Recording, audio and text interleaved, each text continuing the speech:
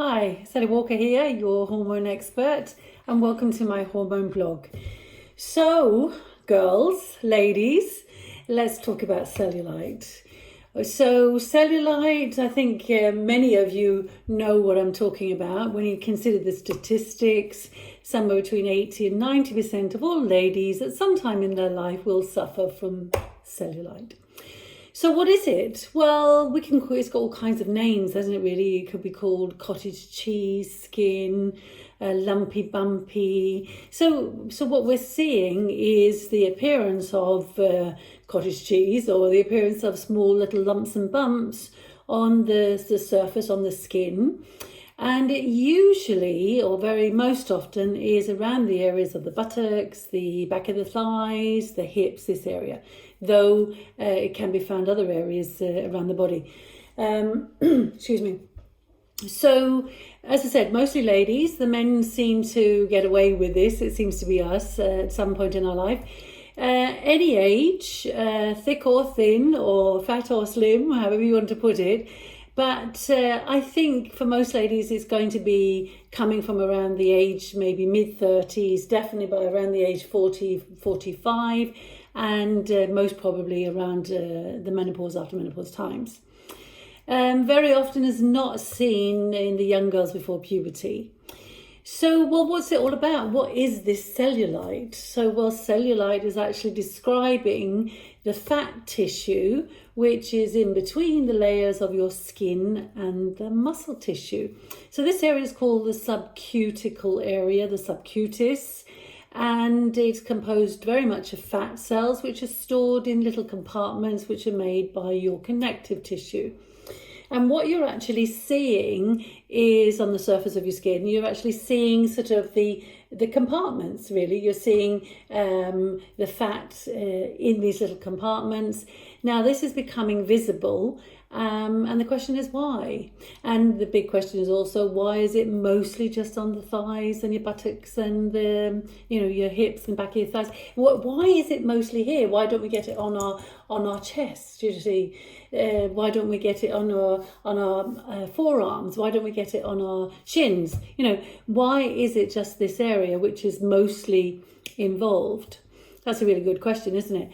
And also, why do some ladies get it earlier? Sometimes ladies get it later. It comes and it maybe disappears and it comes back again.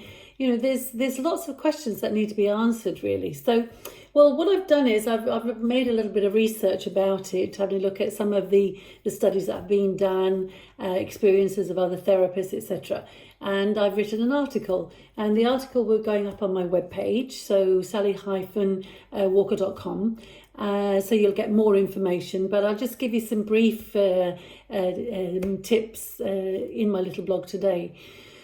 So the big question is, why does it come in some places and not other places? Because the subcuticle layer of fat everywhere in the body is composed in these small compartments made by your connective tissue. So it doesn't really make sense, does it? Or does it? Or, what it is a combination of. And I suppose the most important is, can we do anything about it? So the answer is yes, we can do something about it. Is it going to be permanent? It might be permanent if you do certain things every day or every other day or once a week or whatever you find works for you. But there is not really any permanent solution at the moment. Even these very fancy, very expensive treatments that you can get, there's nothing which will permanently keep it away. If it's going to come back, it'll come back. But let's start with, why maybe does it come? So let's have a little look at this connective tissue to start with. So this is a tissue which is made of collagen, elastin, hyaluronic acid, this kind of stuff that the connective tissue is made of. And as it's made of these different proteins and the hyaluronic acid, which gives the moisture, etc., it's all very much controlled by hormones. And yes, you guessed it, the hormone which is most important for our connective tissue is estrogen. So there will be a natural aging element here. So as you go 40 plus, your chances of getting this cellulite is going to be bigger because you're going to start losing your estrogen. And definitely by the time you get there around the 50s and past the 50s, where you're losing this big production of estrogen because of menopause, then it is going to be more likely that you're going to get problems with cellulite. So can young ladies get it? Well, I'm pretty sure there's some of you young ladies listening at the moment saying, yes, well, I've got it and I'm only 25 years of age. So what's all that about? Well, if you're under, well, you would be underweight as well, but if your fat percentage is low, so under 19%, then possibly your estrogen production is going to be lower than it should be for a lady of your age. And this will naturally have effect on your connective tissue. So this might be the cause. And if you then increase your fat percentage, bringing it up above the 19-20%, then you might find actually that your cellulite will disappear or be much less. Today, especially the young ladies would like to be more athletic, some of them, so we'd like to have more muscle tissue, less fat tissue. But we are ladies and we are supposed to be curvy. I mean, you are supposed to be soft and this is a good thing to be. So perhaps eating more, training less might be a solution for some of you ladies that have the lower fat percentage. If you have a fat percentage which is too high, well, it's not because that you are producing too much estrogen, but then perhaps there's too much fat being stored in these little compartments, and perhaps that is the reason why. And we do see more cellulite with the ladies, with the girls, the ladies that are overweight, that have a higher fat percentage, so going above the 30%.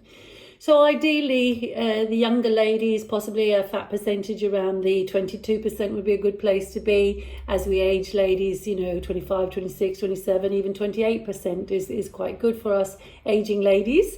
But going above the 30, then we're going to increase our risk for getting this cellulite. Yeah, so could be hormonal. It could be also the actual connective tissue, because of the lack of estrogen, is not as supple, is not repairing itself as well. And then you've got the skin, haven't you? So we have the different layers in the skin. So we have what we call the dermis, which is the layer directly in contact with the subcutis, with the fat layer, and the dermis is also filled with collagen and with elastin and hyaluronic acid. So this also becomes affected and it becomes thinner. So possibly for some ladies, the cause is that the skin is too thin now, so we can actually see this bumps and bumps more of the connective tissue and the fat tissue. Maybe that's the cause. Nobody really knows. I'm just giving you some ideas of what it could be. So the aging thing can be important. The hormone thing can be important. There can be genes involved. There can also be inflammation in the fat cells because they can produce inflammation. So there could be something like that. But then there's the big question: why is it very often on the back of your thighs, on your butt, on your hips, and not necessarily many other places? So thinking about this, I was thinking, well, we very often sit on our butts, don't we? And many of us are sitting many hours through the day. We're sitting with our computers, we might be sitting with the TV in the evening. So we're not getting a lot of movement, circulation, we can use that word as well, in these tissues. So we have a blood circulation, we have a lymph circulation, and those two systems work together. So we need to get nutrients and oxygen from the blood into the cells, into the tissue, and we do this by fluid plasma coming out of the blood vessels and coming into to flood between the little cells. And then we have the nice lymph system, which is going to collect up all that extra plasma and bring it back into the bloodstream again. So there's a nice little system going on there.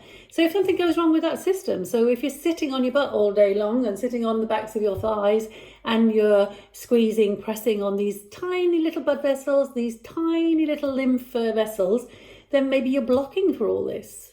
So movement is really important. So what could we do here? Well, movement can be physical movement. So you get up off the chair.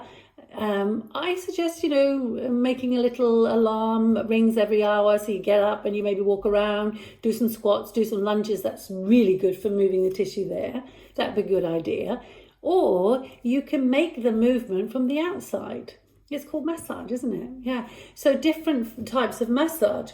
And the type of massage which seems to have the best effect is using these gua sha stones. Things like this. They're made from jade. This one's made from animal horn.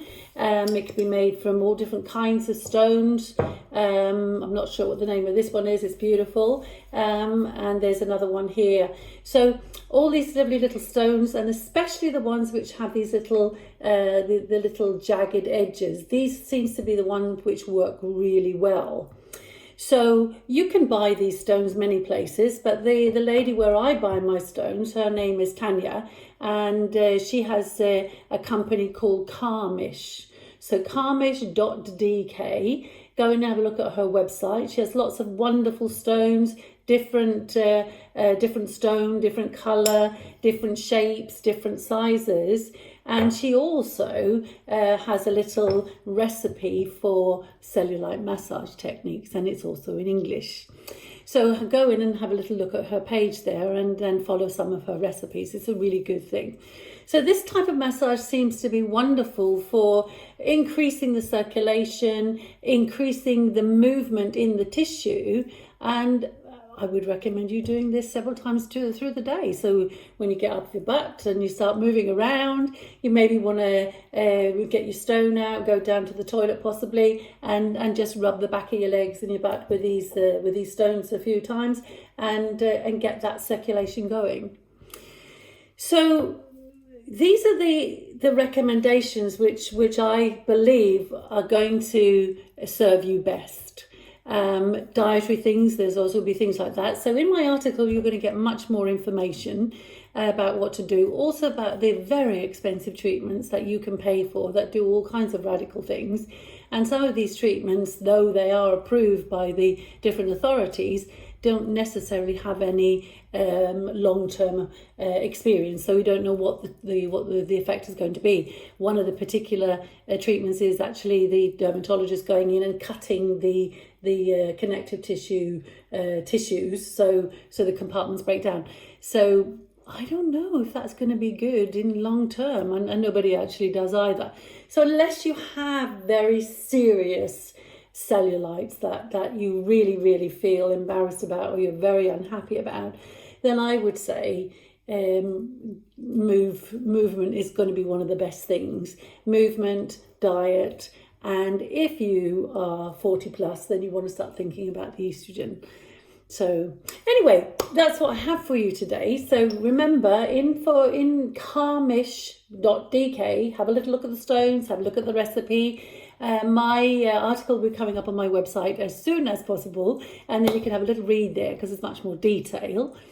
And send me your questions, ladies, or if there is a gentleman listening, send me your questions. So SW at sally-walker.com, and then I will see you another day. So happy hormones, happy life.